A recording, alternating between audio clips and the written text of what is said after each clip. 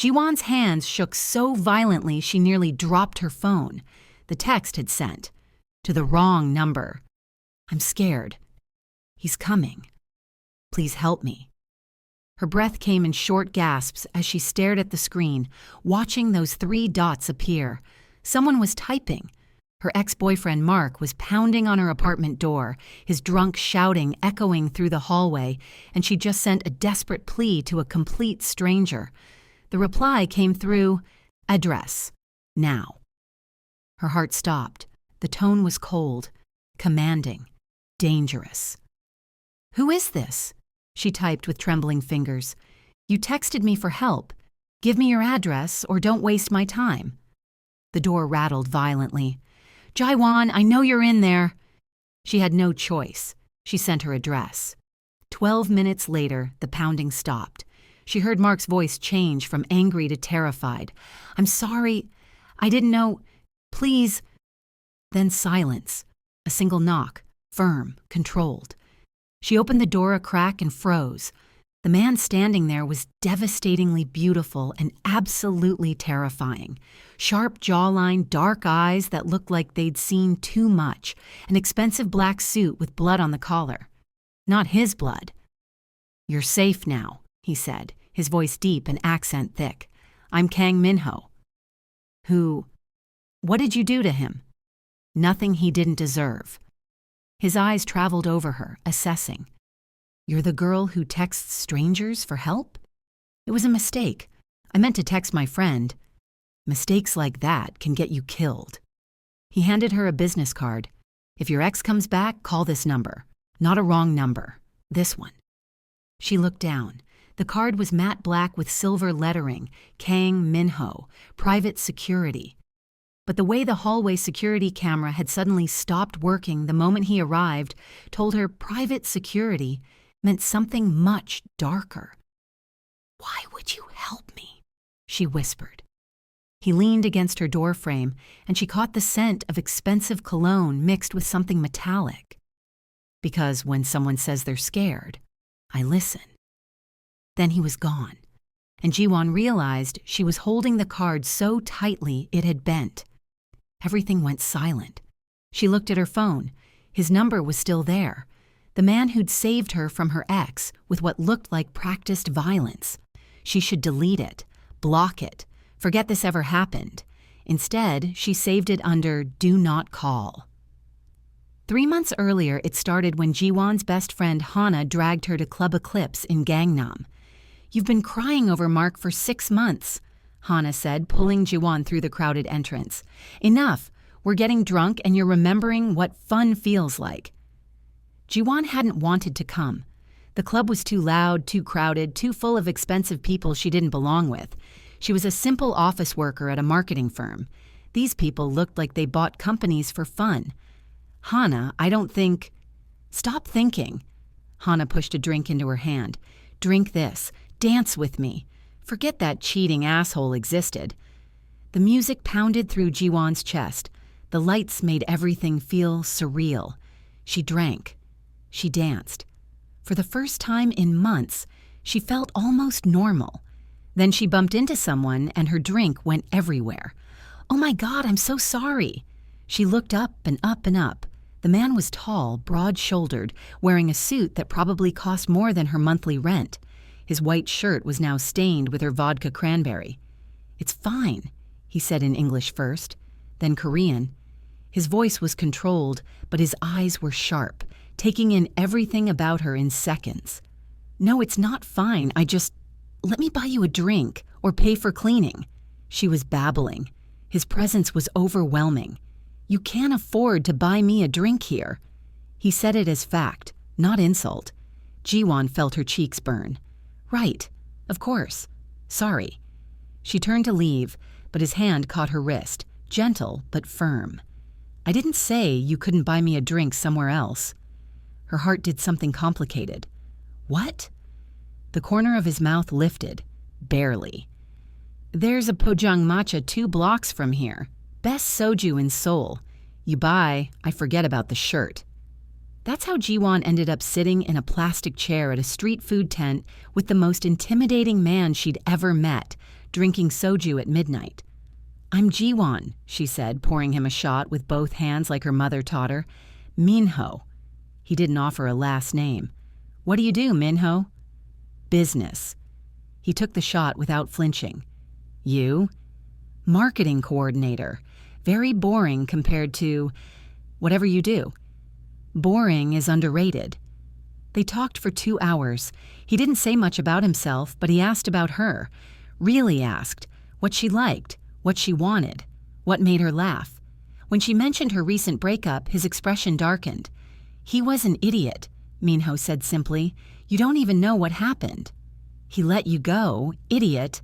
Jiwon laughed, really laughed. It felt foreign and wonderful. When the tent closed, Minho walked her to a taxi. Can I see you again? He asked. She should have said no. Everything about him screamed danger. But she said, yes. He handed her his phone. Put your number in.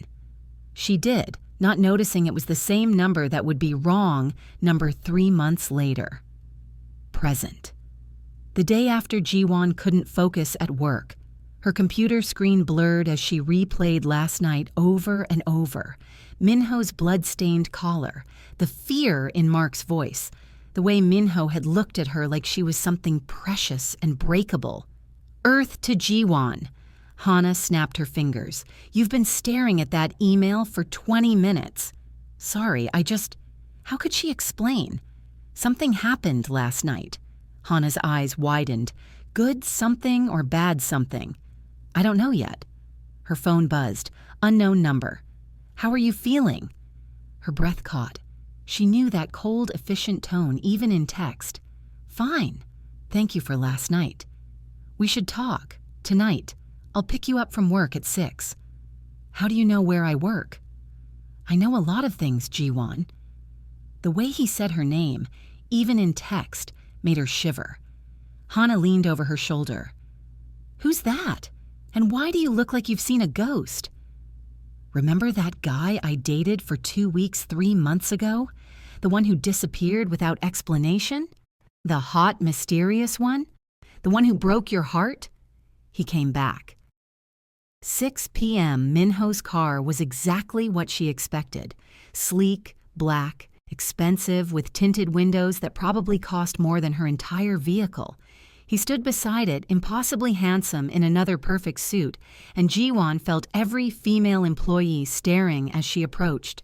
You look tired, he said instead of hello. Gee, thanks. I meant you didn't sleep. His eyes softened. Barely.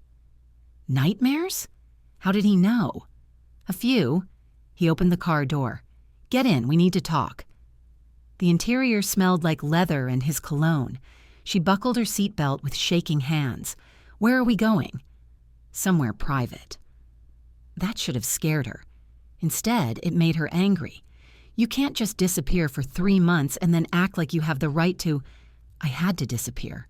Why? Because if I didn't, you'd end up dead. Everything went silent. Even the city noise outside seemed to vanish. What? She whispered. Minho drove through Seoul like he owned it, his jaw tight. 3 months ago, I made a mistake. I let myself get close to you. I forgot what I am and what that means for people around me. What are you? He pulled into an underground parking garage of a building that looked like it housed billionaires. Come upstairs, I'll explain everything. His penthouse was minimalist and expensive. Floor-to-ceiling windows overlooked the Han River. Everything was black, white, or chrome. No personal photos, no warmth. Drink? He moved to a bar that probably had bottles worth thousands. Answers. He poured 2 glasses of whiskey anyway, handed her one. My family name is Kang. In certain circles, that means something. What circles? The kind that handle problems legal systems can't touch. Jiwon's hands tightened around the glass. You're saying you're a criminal. I'm saying I'm part of an organization that operates outside normal society. We have rules.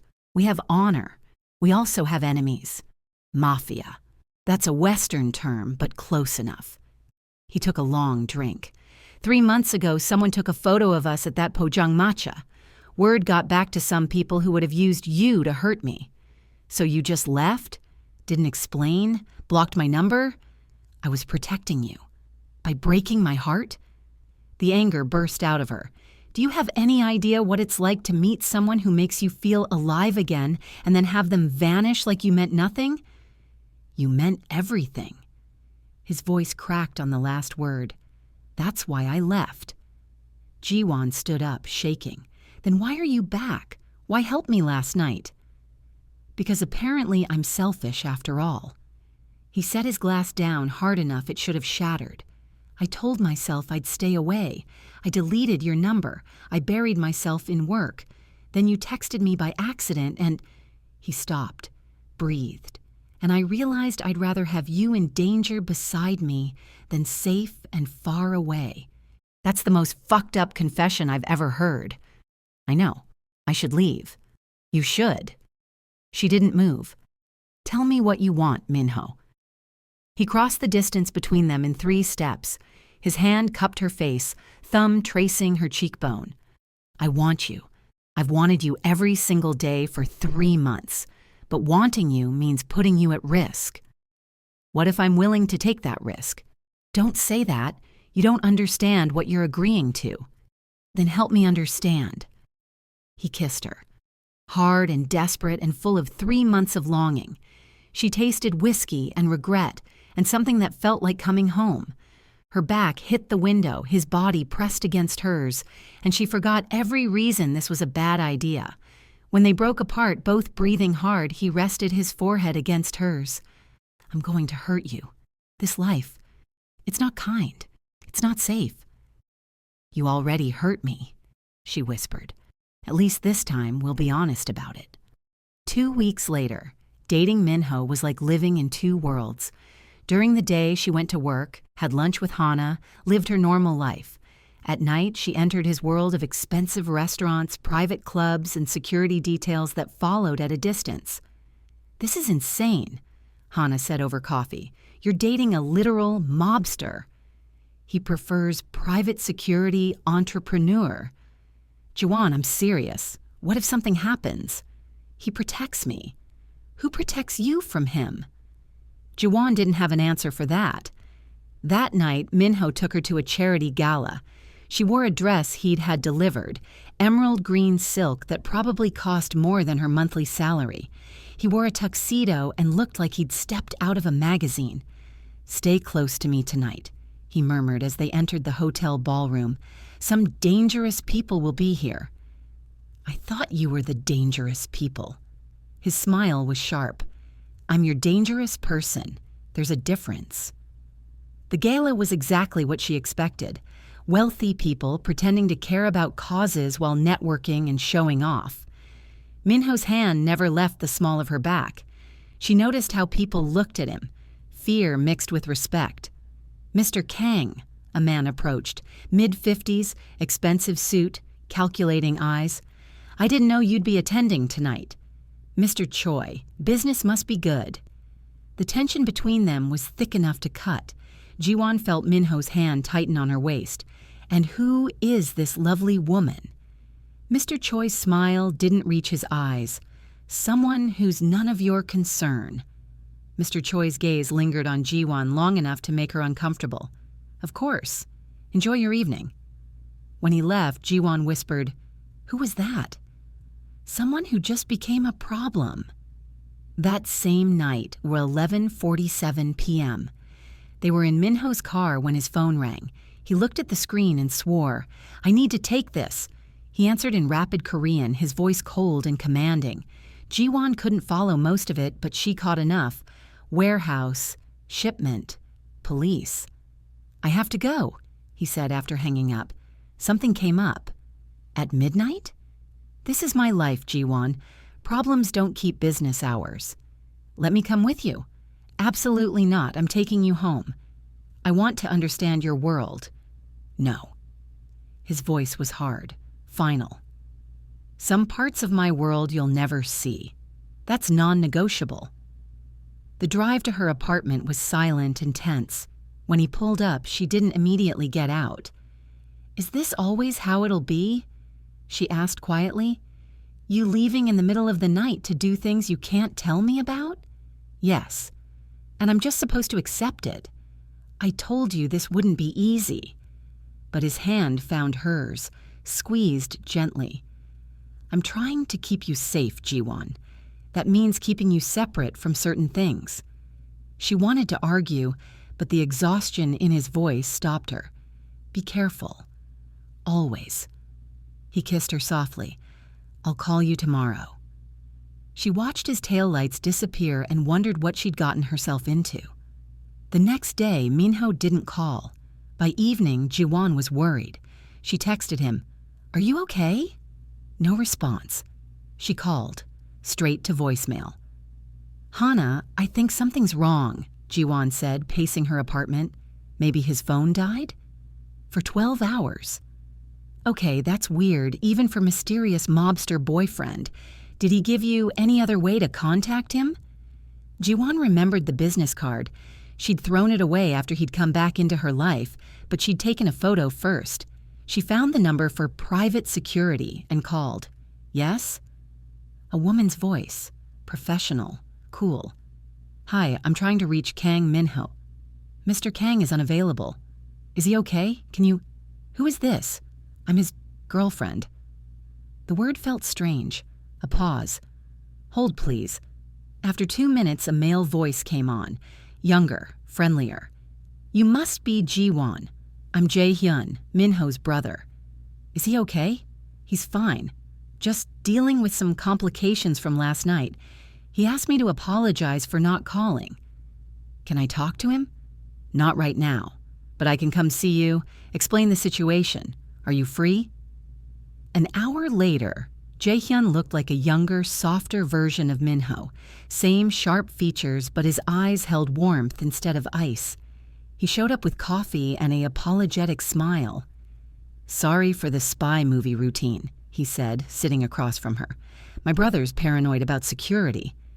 What happened last night? There was an incident. A shipment was intercepted. Some people were arrested. Minho's handling the fallout, making sure nothing traces back to certain parties. Is he in danger? Minho? Never. He's too smart and too ruthless.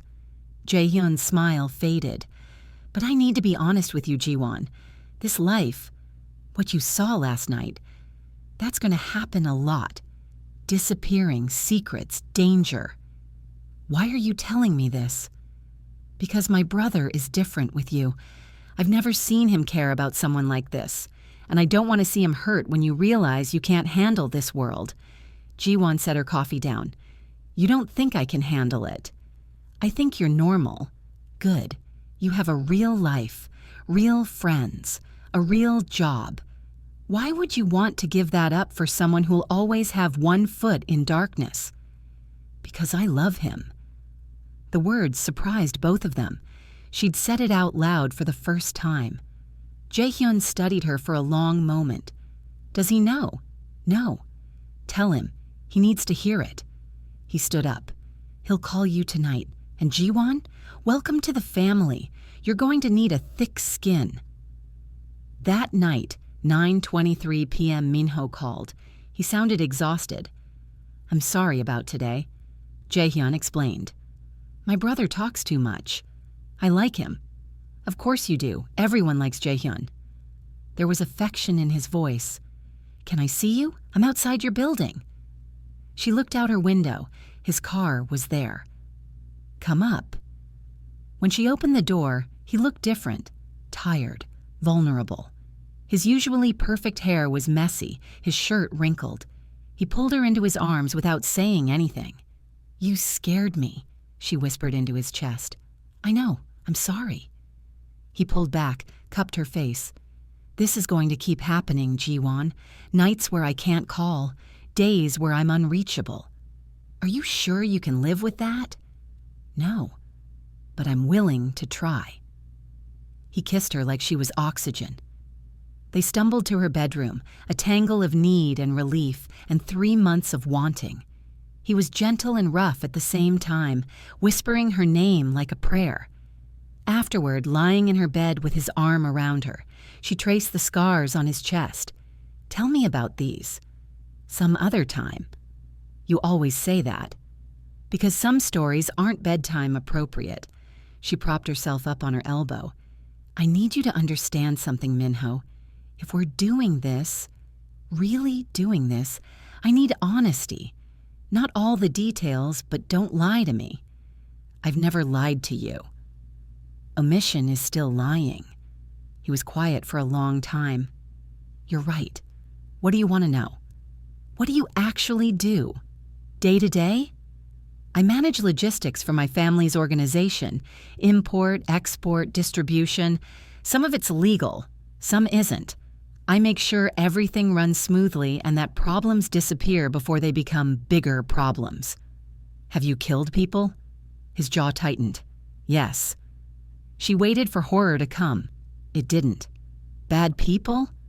"That's subjective." "Minho." "Bad people," he confirmed. "People who hurt innocents, who break our rules, who threaten what's mine." "And I'm yours?" He rolled over, pinning her beneath him. His eyes were intense. "You've been mine since that first night at the Pojang Matcha. I just tried to pretend otherwise." "Then stop trying." She pulled him down for a kiss. "I'm choosing this. I'm choosing you. You're going to regret it." "Probably. But it'll be my choice to regret." 3 weeks later, things were good. Really good. Minho was still mysterious and dangerous, but he was also attentive and protective. He texted her throughout the day, had lunch delivered to her office, showed up at her apartment with takeout and that barely there smile she loved. Hana was falling for Jae-hyun, which was hilarious and perfect. "How did this happen?" Hana asked over drinks. "A month ago, we were crying over our exes, and now we're dating brothers in the Korean Mafia." "Life is weird," Jaewon agreed. "Jae-hyun wants me to meet their parents." "That's serious." "I know. What if they hate me?" "They'll love you. Everyone loves you."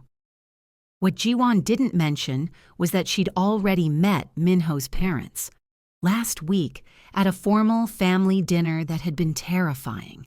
His father was colder than Minho, his mother elegant and calculating, but they'd been polite, and his mother had whispered in her ear, "You make him smile. That's rare."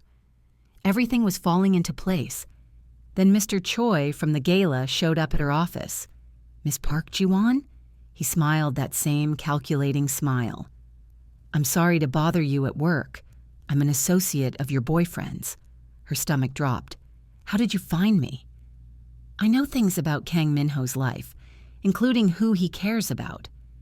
He leaned against her desk. "I have a business proposition. Well, more of a request." "I'm not interested." "You haven't heard it yet. I need you to deliver a message to Minho." "Tell him yourself." "He's not taking my calls, but he'll listen to you." Mr. Choi pulled out an envelope. "Give him this. Tell him I'm willing to negotiate." "No." His smile vanished. "I'm being polite, Miss Park, but politeness has limits.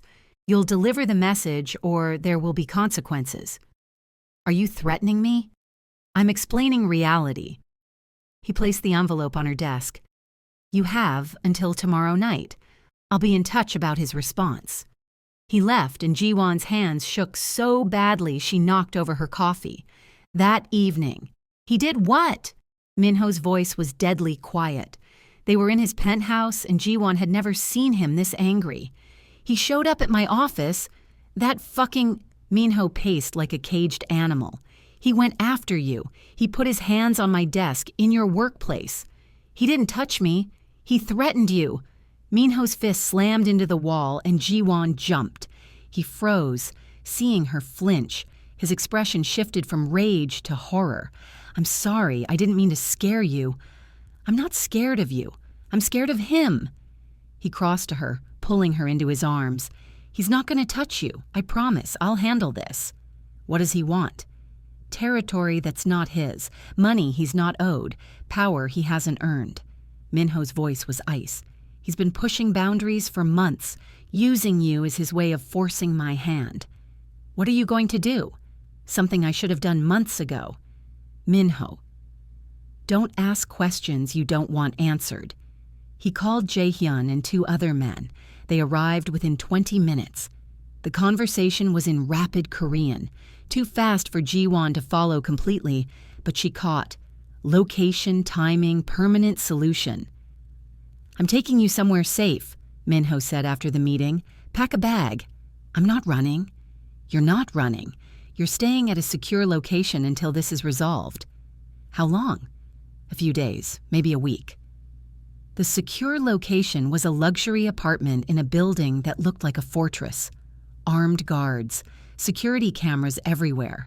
Jae-hyun stayed with her while Minho handled things. He's going to kill Mr. Choi, isn't he? Ji-won asked on the second day.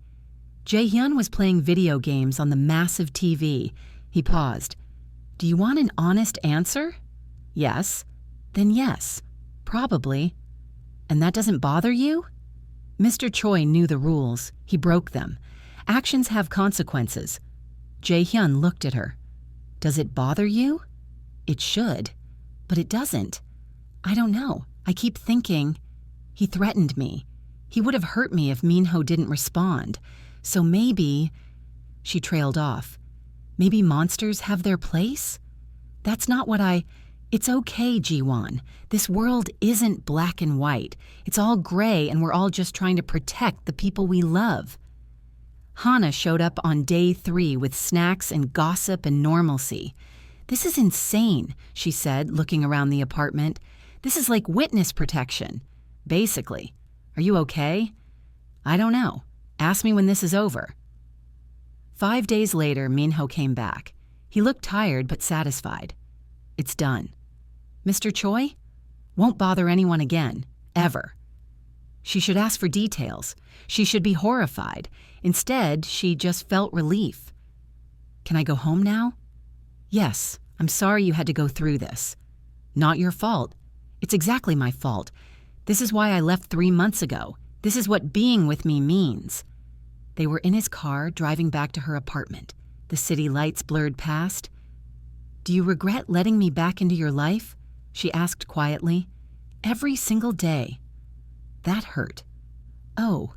He pulled over abruptly, turned to face her. I regret it because I'm selfish, because I'm putting you at risk for my own happiness, because every time something like this happens, I realize I should walk away and I can't. You've ruined me, Ji-won, completely. Is that supposed to be romantic? It's supposed to be honest. She unbuckled her seatbelt, leaned across the console, and kissed him. Then be honest about this. Do you love me? So much it terrifies me.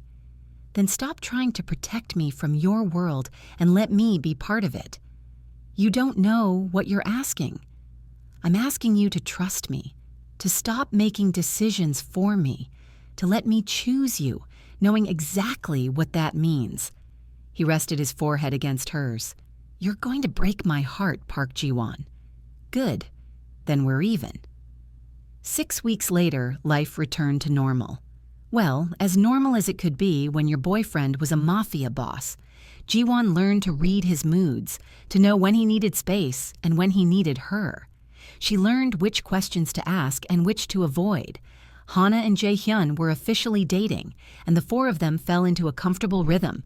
Double dates at expensive restaurants, movie nights at Minho's place, Sunday dinners with Minho's family, where his mother was slowly warming up to Ji-won. I think your mom might actually like me now, Ji-won said one evening. She does. She told my father you have appropriate strength of character.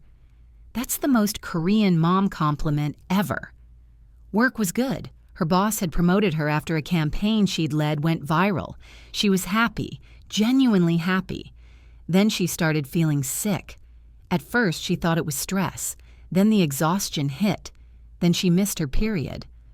Oh no, she whispered, staring at the pregnancy test.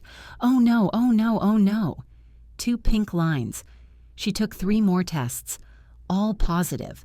Hana, I need you, she texted. Hana arrived in 20 minutes with wine, then saw Ji-won's face and put the wine down. What's wrong? Ji-won held up the test. Oh. Hana sat down hard. Oh wow, does Minho know? Not yet. I just found out. How are you feeling? Terrified. We've been together for 4 months. This is insane. His life is insane. How am I supposed to bring a baby into? She couldn't finish. The tears came hard and fast. Hana held her while she cried. Hey, it's gonna be okay. How? Because Minho loves you, and whatever happens, you'll figure it out together. What if he doesn't want this? Then he's an idiot and I'll help you raise the baby myself. Jiwon called Minho. Can you come over? I need to talk to you about something. I'll be there in 15 minutes. Are you okay? You sound... Just come over. Those 15 minutes were the longest of her life. She paced. She cried. She looked at the tests again like maybe they'd changed their minds. When he knocked, she opened the door and the words tumbled out. I'm pregnant. Everything went silent. Minho stood frozen in her doorway. His expression was unreadable. You're pregnant. About 6 weeks, I think. He stepped inside, closed the door. Are you sure? She handed him the tests, all 4 of them. He stared at them like they were written in a foreign language. I know, I'm on birth control, but nothing's perfect, and her voice cracked. I know this is terrible timing and your life is complicated and we haven't been together that long, so if you don't want... He kissed her, deep and desperate. When he pulled back, his eyes were wet. If I don't want what? This. The baby. Me. Don't. His voice was rough. Don't ever think I don't want you. But a baby is terrifying and perfect and... He laughed, the sound shocked. We're having a baby. You're not upset. I'm fucking terrified. My life is dangerous. I have enemies. I don't know how to be a father, but... He cupped her face. But with you, I want to try. I want to figure it out. She started crying again. I'm so scared. Me too. He pulled her close. We'll be scared together. 12 weeks later, Jiwon was showing now. Just a small bump, but definitely there. Minho was obsessed with it. He touched it constantly, talked to it, read baby name books at 2 a.m. We need to talk about practical things, Jiwon said one evening. They were at his place and she'd moved in last month. Like where the baby will live, childcare, safety. I've already handled security, Minho said. Additional guards, secure transport. The apartment's been reinforced. Minho, I can't live in a fortress.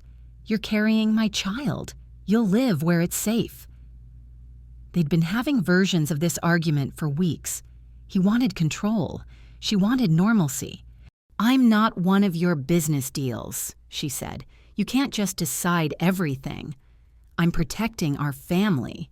You're suffocating me. He stood up, ran his hands through his hair. I don't know how else to do this, Jiwon. Every instinct I have says to lock you away where no one can touch you. That's not living. That's hiding. Then what do you want? I want a partner, not a bodyguard. They stared at each other across the living room. Finally, Minho sighed. You're right. I'm sorry. I'm just scared. I know. Me too. He crossed to her, knelt in front of her, pressed his face to her stomach. I'm so scared of failing you both. Her hands tangled in his hair. You won't. You don't know that. I know you. That's enough. 16 weeks. Jiwon woke up to cramping, sharp and sudden. She stumbled to the bathroom and froze. Blood. Minho! Her scream brought him running. He took one look and grabbed his phone. We're going to the hospital! Now! The drive was a blur.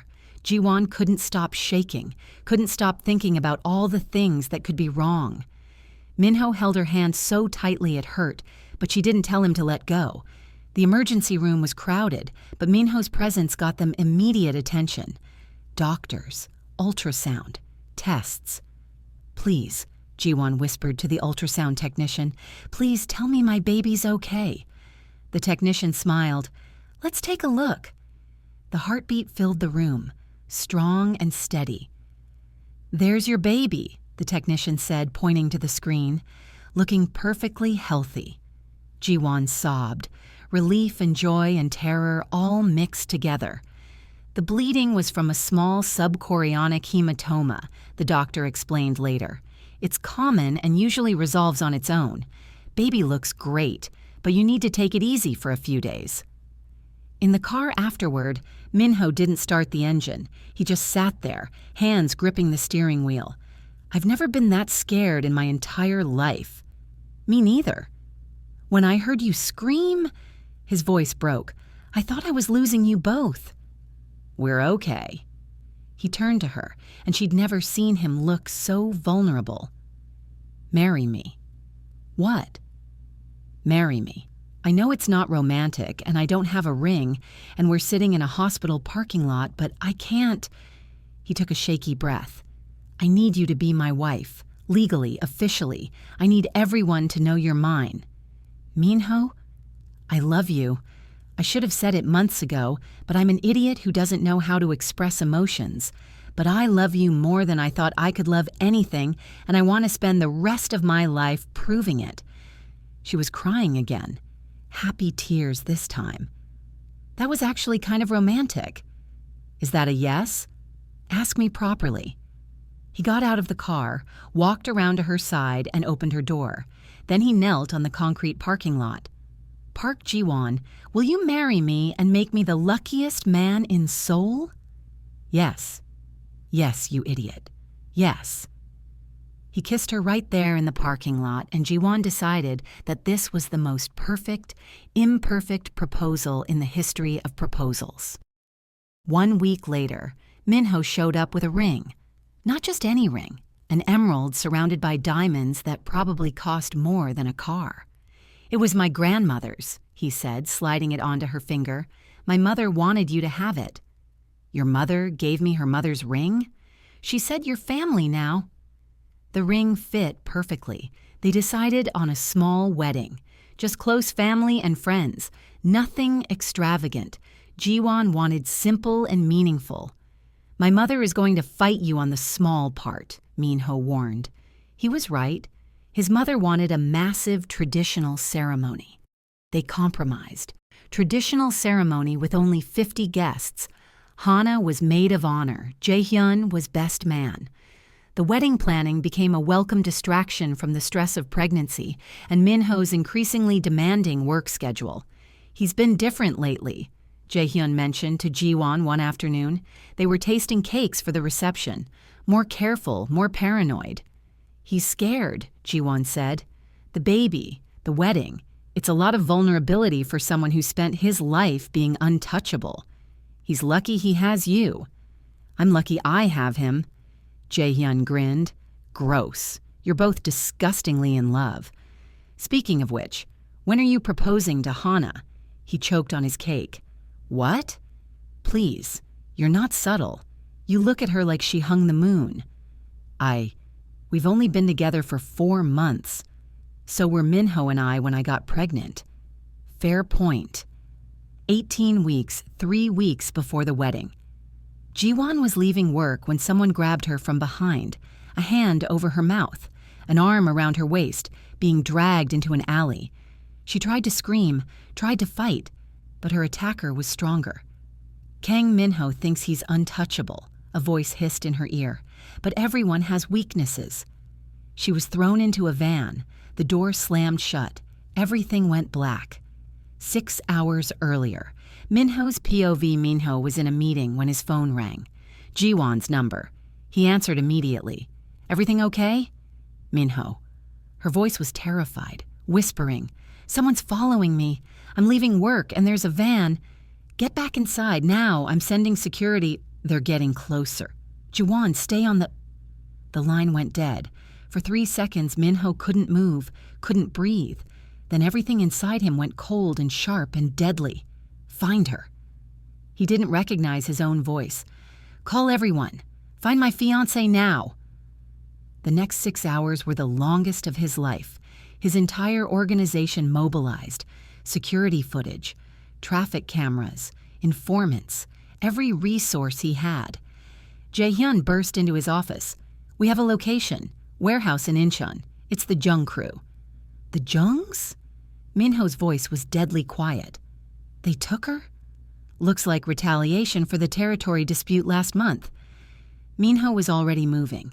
He pulled his gun from his desk drawer. Get everyone. We're ending this tonight. Hyung, wait. They have Jiwon. They have my child. I'm not waiting. Jiwon's POV.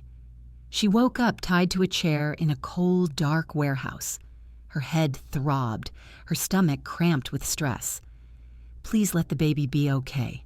Please. A man walked out of the shadows. Mid-30s. Cruel smile. You're awake. Good. Who are you? Young Taekwon, and you're going to help me send a message to Kang Minho. He'll kill you for this. Will he? Even if it means risking your life? Taekwon pulled out a knife. Let's test that theory. Jiwon's heart was racing so fast she thought it might burst. The baby. She had to protect the baby. Please, she whispered. I'm pregnant. I know. That's what makes you such valuable leverage. Footsteps. Multiple people entering the warehouse. Let her go, Taekwon. Minho's voice echoed through the space, cold and lethal. Or what? You'll start a war? The war started when you touched what's mine. Minho stepped into the light, and Jiwon had never seen him look like this. Dangerous, deadly, completely inhuman. He had a gun in one hand, and behind him were at least 20 armed men. You're outnumbered, Minho continued. You're outgunned. You have one chance to walk away alive. Take it. I have your woman, your child. You're not in a position to... The gunshot was deafening. Taekwon dropped, screaming, clutching his leg. You have nothing, Minho said. My men are surrounding this building. Your crew is already dead or running, and you... He pointed the gun at Taekwon's head. You made the mistake of threatening my family. Wait. Too late. The next minutes were chaos, gunfire, shouting. Jiwon squeezed her eyes shut, trying to protect her baby from the sound, from the violence. Then gentle hands were untying her. I've got you. Minho's voice was soft now, human again. You're safe. She collapsed into his arms, sobbing. The baby. We're getting you to a hospital, right now. He carried her out of the warehouse. She didn't look back, didn't want to see what he'd done. The hospital. 2:47 a.m. The baby was fine. Strong heartbeat, no signs of distress. You're very lucky, the doctor said. The stress could have caused complications, but everything looks good. I want to keep you overnight for observation. Minho hadn't left her side, hadn't let go of her hand. He looked like he'd aged 10 years. This is my fault, he said after the doctor left. I should have. Don't. Jiwon's voice was firm. Don't blame yourself. They took you because of me. And you saved me. That's what matters. What if next time? Then we'll deal with next time. She squeezed his hand. I'm not leaving you, Minho. This doesn't change anything. It should. You should run as far from me as possible. Well, I'm not, so get used to it. He pressed his face to her hand. She felt his tears. I can't lose you. You won't. Jaehyun appeared in the doorway with Hana, who immediately rushed to Jiwon's bedside. Oh my God, are you okay? Hana hugged her carefully. I'm fine. Baby's fine. Minho called me and said... Hana's voice cracked. I was so scared. I'm okay, really. Jaehyun pulled Minho aside. They spoke in low voices, but Jiwon caught pieces. Handled, eliminated, no more threats. She knew what that meant. The young crew was gone, permanently. She should feel something about that. Horror. Disgust. Instead, she just felt relief. 2 weeks later, the wedding day. Despite everything, the wedding was beautiful. The venue was an elegant hanok with traditional Korean architecture. Jiwon wore a white dress with a subtle empire waist to accommodate her growing bump.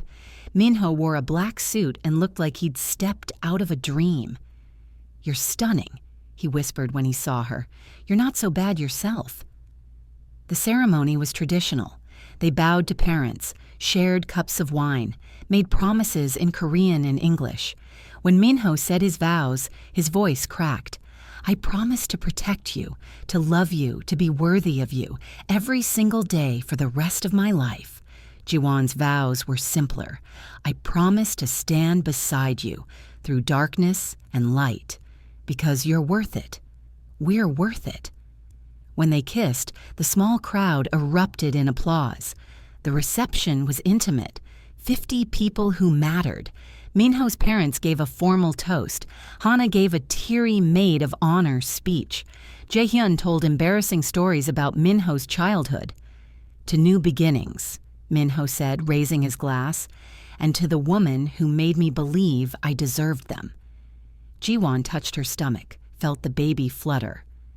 To family. 6 months later, baby girl Kang Min-seo was born at 3:42 a.m., weighing 7 pounds, with her father's dark eyes and her mother's nose.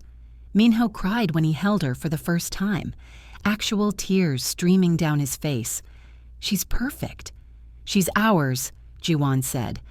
The hospital room was filled with flowers. Minho's parents came first, his mother crying over her granddaughter. Jaehyun and Hana arrived with balloons and stuffed animals. "She's so tiny," Hana whispered, holding Min-seo carefully. "She's perfect," Jaehyun echoed. Minho hadn't put the baby down for more than 5 minutes. He stared at her like she was a miracle. "I'm never letting anything hurt her," he said quietly. "Or you, I promise." "I know.